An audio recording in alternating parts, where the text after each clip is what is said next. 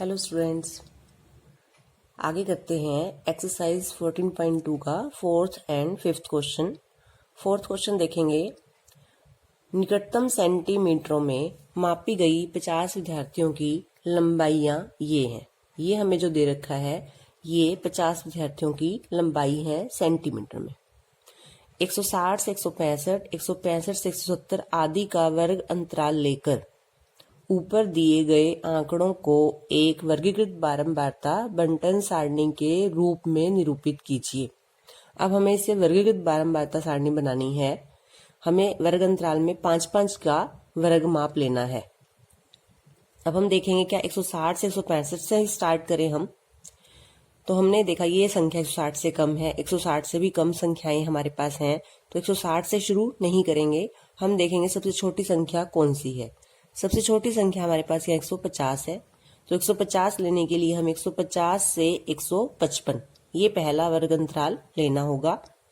और सबसे बड़ी संख्या भी देख लेते हैं कौन सी है कि हमने लास्ट में कहाँ तक लेना है अपना वर्ग अंतराल। तो सबसे बड़ी संख्या देखेंगे यहाँ पर, तो सबसे बड़ी संख्या हमारे पास यहाँ पर 173 है। तो हमने यहाँ तक के वर्ग अंतराल लेने हैं कि जहां तक हमारा 173 की संख्याएं आ जाए। तो वर्ग अंतराल सारणी बनाते हैं। तो इस तरह से हमने वर्ग अंतराल लिए हैं। 150 हमारे पास सबसे छोटी संख्या थी और लास्ट में 173 था, तो हम 175 तक लेंगे। 170 से 175 सभी में 5-5 का गैप है। अब हम 150 से 155 के बीच में कितने विद्यार्थी आते हैं उन्हें गिनेंगे। तो देखते हैं 150 से 155 में हमने 155 नहीं लेना। 150 1 2 3 4 5 6 155 से कम वाले लेने हमने 6 7 8 9 10 11 12। तो हमने देखा कितने विद्यार्थी हैं यहाँ तक 12।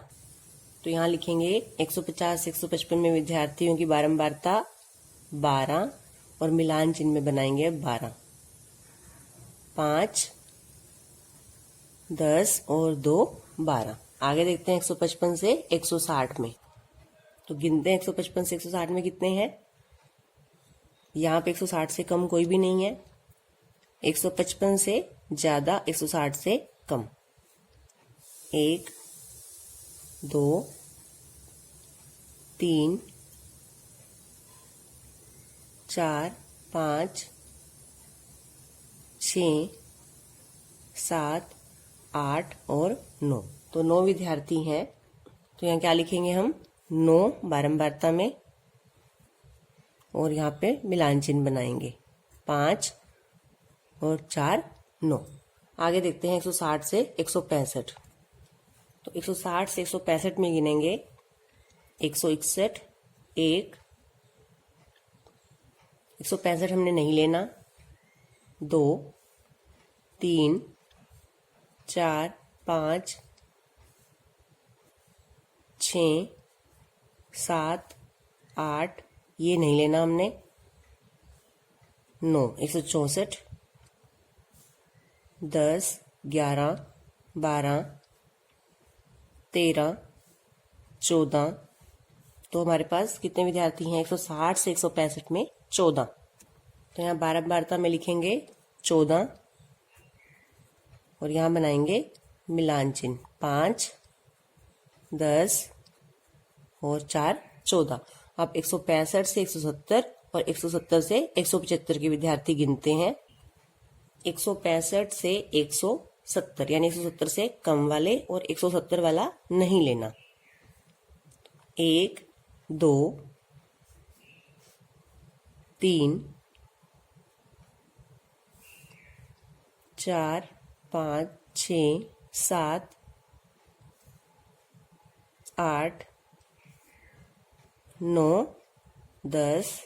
तो ये 10 विद्यार्थी हमारे 165 से 170। अब 170 से 175 वाले भी गिनते हैं। 170 से बड़े हैं 1 2 3 4 5।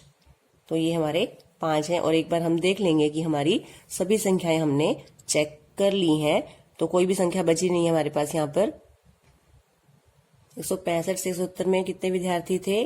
10। और 170 से 175 में 5। तो यहाँ मिलान चिन्ह बनाएंगे 10 और यहाँ पे 5। अब एक बार इनका टोटल जरूर करेंगे कि हमारे सभी विद्यार्थियों की संख्या कंप्लीट हो गई है। 12 और 9 21, 21 और 14 35 और 10 45 और 5 50।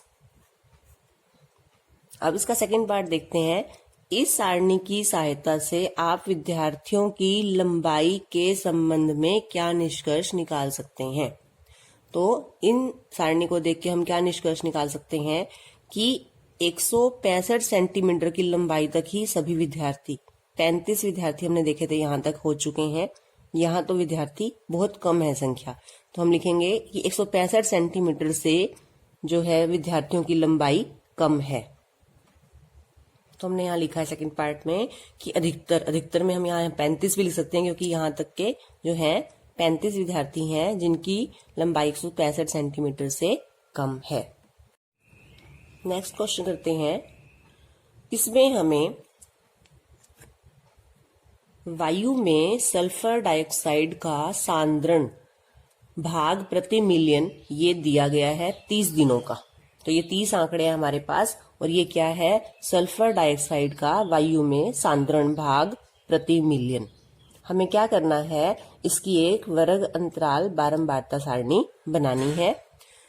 0.00 से 0.04, 0.04 से 0.08, यानी आपको 4 का डिफरेंस लेना है, और पॉइंट जो है दशमलव के अंक 2 स्थान तक होने चाहिए। तो 4 का गैप लेना है। हम देखेंगे सबसे छोटी संख्या हमारी क्या है। हमारी यहाँ पर सबसे छोटी संख्या 0.01, यानी ये 0.00 में आ जाएगा। उसके बाद देखेंगे सबसे बड़ी संख्या हमारी क्या है। सबसे बड़ी संख्या है हमारी 0.22।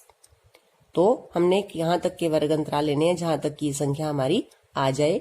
और सेकंड पार्ट में हमें बताना है सल्फर डाइऑक्साइड की सांद्रता कितने दिन 0.11 भाग प्रति मिलियन से अधिक रही, 0.11 भाग प्रति मिलियन से अधिक रही। तो पहले अपनी सारणी बनाते हैं। तो इस तरह से हमने अपने वर्ग अंतराल बनाने हैं।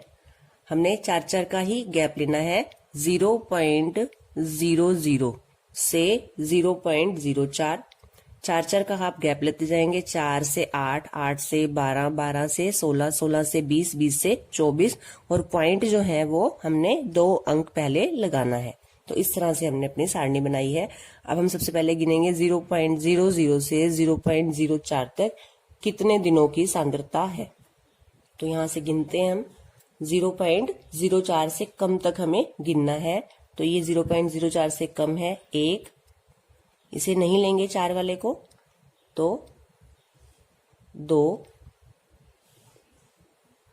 उसके बाद ये है 3, और 0.04 से कम और क्या है हमारा ये।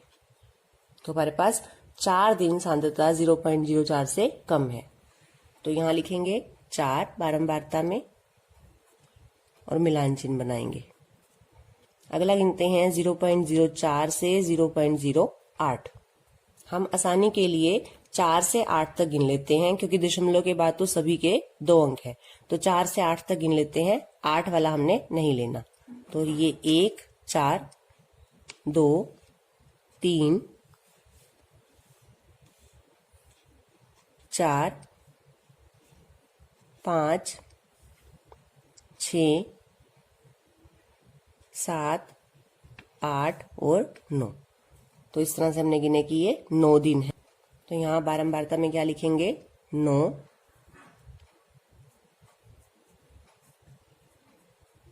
5 और 4 9। अब हमें गिनेंगे 8 से 12 तक। 12 वाला हमने यहाँ से नहीं लेना है। 8, 9, 10, 11 ये हमने लेने हैं। 2, 3, 4, 5, 6, 7, 8, 9। तो हमारे कितने यहाँ पर हैं? 9 दिन। तो यहाँ बनाएंगे 9, और बारंबारता मिलान चिन्ह। 5 और 4 9। अब हम गिनेंगे 12 से 16, 16 से 20। 12 से 16 वाले गिनेंगे, हमें 16 से कम वाले लेने हैं। तो 12 से 16 1 2, तो यही हमारे दो संख्याएं हैं जो 12 से 16 है। अब हम गिनेंगे 16 से 20 में कितने हैं, तो उसमें 16 वाला भी हमें लेना है। 1 2 3, 20 को नहीं लेना, 3 और ये है 4। उसके बाद हमारा कितना है 20 से 24, तो उसमें देखते हैं कितने हमारे 20 वाला लेंगे 22 वाला, तो कितने हो गए 2। तो अब इन आंकड़ों को हम तालिका में भरते हैं। तो इसमें 12 से 16 में हमारे पास कितने थे 2, 16 से 20 में 4 और 20 से 24 में 2। अब यहां बनाएंगे मिलान चिन्ह। तो ये हमारी वर्गीकृत बारंबारता सारणी। इनका टोटल जरूर करेंगे एक बार कि ये 30 दिनों की हमें सांद्रता दी गई थी। 4 और 9 13, 13 और 9 22 और 2 24 और 4 28 और 2 30। अब सेकंड पार्ट में हमने बताना है सल्फर डाइऑक्साइड की सांद्रता कितने दिन 0.11 से अधिक है। तो 0.11 तो यहाँ तक आ जाता है, इससे ज्यादा यहाँ पे आएगी, इससे ज्यादा ये 2 दिन भी, 4 दिन भी और ये 2 दिन। ये भी 0.11 से बड़ा है, ये भी और ये भी, तो इनको हम टोटल करेंगे 2 और 4 6 और 2 8। तो क्या लिखेंगे यहाँ पर, इस तरह से करके दिखाएंगे कि किस किस का हमने टोटल किया है। कितने दिन हो गए हैं हमारे 8 दिन। तो हम लिखेंगे 8 दिन सल्फर डाइऑक्साइड की सांद्रता प्रति मिलियन 0.11 से अधिक रही। तो ये था हमारा क्वेश्चन नंबर 5।